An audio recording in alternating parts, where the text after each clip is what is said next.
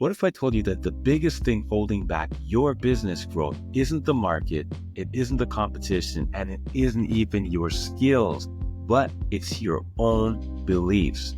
In this conversation, I unpack how limiting beliefs can sabotage your business growth, and I give you powerful strategies to overcome, break free, shift your mindset, and unlock your full potential.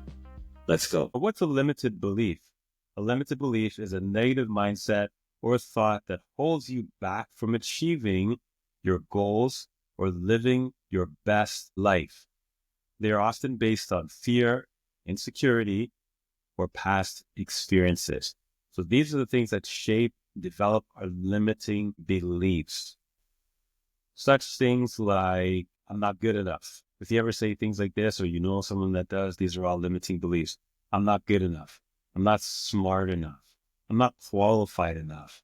I'm not worthy of love or of success. I'm too old. I'm too young. I'm not qualified. Like all those comments, get that out of your mind. That's limiting beliefs. You can't grow your business that way. You cannot be successful that way if you believe those things that are limiting you. Hence the words limiting beliefs.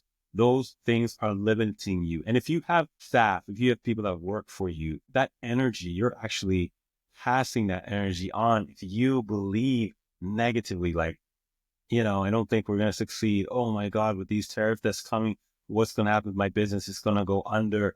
Don't start thinking that way. Have a growth mindset. Have a growth mindset that you are going to success and start believing otherwise. Because when you start believing otherwise, you're going to do otherwise. That's just how it works. What you do, how you think is how you actually behave.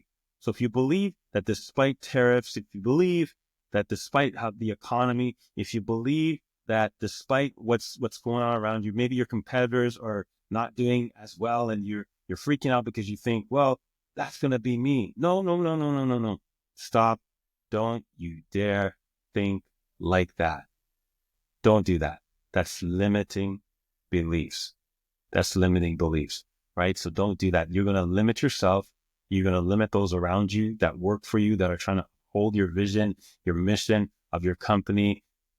Don't ever get to that place. If you're there right now, we want to get you out of that place. So I hope that this will encourage you. I hope that this will motivate you, that this will inspire you, that as you're about to begin a new week or whatever day it is of the week right now that you're listening to this, that you grab hold onto this and just be like, no, screw it. No more limiting beliefs. I'm going to bust through that. I'm going to break through that because I want to have a successful business, and start speaking words of affirmation. Start speaking positive words. Start thinking the thing that you want out of the growth of your business, out of your life, out of your relationships. And you'll start to see that even your employees, you got that energy, that happy energy, even when things are going rough and wrong, difficult around you. In your industry, in the economy, your employees, when they see that you're smiling and you got that positive energy, they're going to that's going to rub off. That's going to rub off, right? So you don't want those limiting beliefs to hold you down, to hold you back. Okay. So, start to think positively. What limiting beliefs do you have? Let me know in the chat if you have any limiting beliefs, or if you had limiting beliefs and maybe you got through them and how you got through them. I'm curious to know. Let me know in the comments, and I'd definitely be going back and checking those out. And I'd love to share that, even if you overcame those limiting beliefs. What were those limiting beliefs and how did you overcome them? My very first business that I started, I was 23 years old. I only had $22 and a penny to my name. That's when we made pennies here in Canada. And I started that business. It was a window cleaning business, and I didn't have any business background. I didn't go to business school, take business courses, but I needed to eat. I needed to pay bills. I needed something to do.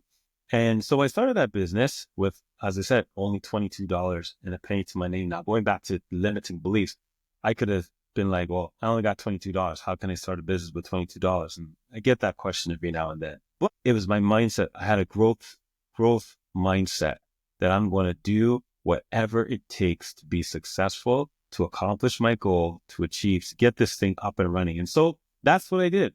I started that business, 23 years old, $22 and a penny to my name. And I grew it to six figures and I eventually sold it. And I learned a lot, so much along the way. And that's why I give back right now as a business coach and consultant to give back to people, to encourage and to inspire them, and then to show them the way step by step how you could grow your business on limited budget. First of all, not unlimiting beliefs, but unlimited budgets. And so I did that. And, you can find my ebook. I've got an ebook that I wrote in the link of the show notes, in the description of this video. It'll be there. Just grab that for free. Tell us about how I got started and some of the steps that I took in order to get my business to six figures. So you definitely want to grab that. And I also have a video on YouTube. So please subscribe to my channel. As I was saying, I had, well, you know what? Actually, I had some limiting beliefs. I wasn't qualified. I didn't go to business school. No one in my family was in business. So I actually had to struggle through some limiting beliefs. And even along the way, I got criticized. I was made fun of, even by my own family members, but I was determined. I was resilient, and I persevered and pushed through my limiting beliefs that I had that was holding me back, right? And as I said, I grew that business to six figures, and then I eventually sold it. So part of that was being in a part of a community. I had to surround myself with like-minded individuals, others who were doing it, others who were where I wanted to be when I grew up, so to speak. Those that were succeeding, those people that had already succeeded, or they were where I wanted to be. What did they do to get there? And in order to get there, they made mistakes. So I learned about a lot of people who made mistakes along the way, how they failed at 1, 2, 3, 4, sometimes 5 businesses until they got it right. Some people who lost thousands and even millions of dollars before they finally got to their success. And I was blown away by this, because I'm like, wow, I just see you as a successful person, but I didn't know that you went through all of that. You see, you never know someone's story, what they're going through, right? So the key there is they had to push through their limiting beliefs, and they had to persevere, be determined, stay focused, surrounding themselves with the right kind of people. And those inside my community, we encourage them and empower them all the time to do that, to surround yourself with like-minded individuals. We actually have a program called Goal Setting and Accountability sessions that we have inside of our program. So if you want to be a part of that, the link is in the description. So growing a business doesn't have to be that hard if you're doing it with others. Doing things by yourself is okay, but doing it with others is much better. Having a community of people around you to hold you accountable, to encourage you, to motivate you, to empower you, to challenge you. Those are the things beyond just the sales and the prospecting and lead generating and marketing and all that kind of stuff. Having the right people around you will help you to go far. They'll stretch you and help you to go farther than you can imagine or even do all by yourself. Even your staff, if you have employees that work for you, they can challenge you also, because your job as an employer is to get better every day for them, is to, yes, provide jobs for them and job security and all that kind of stuff so they can pay their bills and look after their families. But really, you're the leader. Your job is to lead. And a leader encourages, empowers, inspires others to carry out a vision or a mission. So since that's your job, you got to make sure that you have other people that is inspiring you, encouraging you, motivating you, and challenging you. So surrounding yourself with a community of people, other business owners, like-minded individuals is amazing. I think of, like, in our program, what comes off the top of my head, we got Sue in our program that she runs a cleaning company, and she has stepped out of her comfort zone even this past week by attending networking events. Never networked before, but with working with me, I encouraged her to step out of that comfort zone, and you're going to go to networking events. And she started going to networking events and making some good connections, and her sales has begun to increase in her business. I think about Nicole, who she shifted her mindset and also stepped out of her comfort zone by doing more IG lives, Q&As on IG lives, right? She's camera shy. She's a shy person in general. And I encouraged her inside our program. We've encouraged her to step out of her comfort zone and to start putting herself out there more often. And man, she's killing it now. Now business is really booming. People are wanting to know more about her, and she's doing well.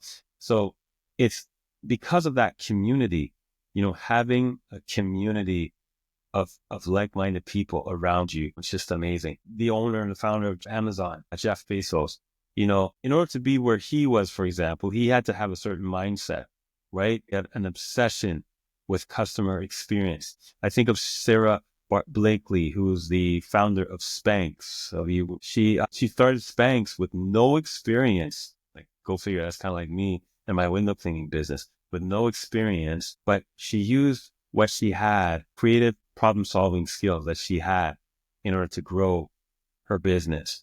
It's a growth mindset. That mindset, thinking big, didn't have any experience, but she pushed past those limiting beliefs to get that business in the millions and billions of dollars, a great success that it is. Successful entrepreneurs think in solutions, not problems. They take risks. They focus on long-term success. They adapt quickly and never stop learning. Don't stop learning. Keep adapting. Like I said off the top, with these tariffs here in Canada that are kicking in very soon.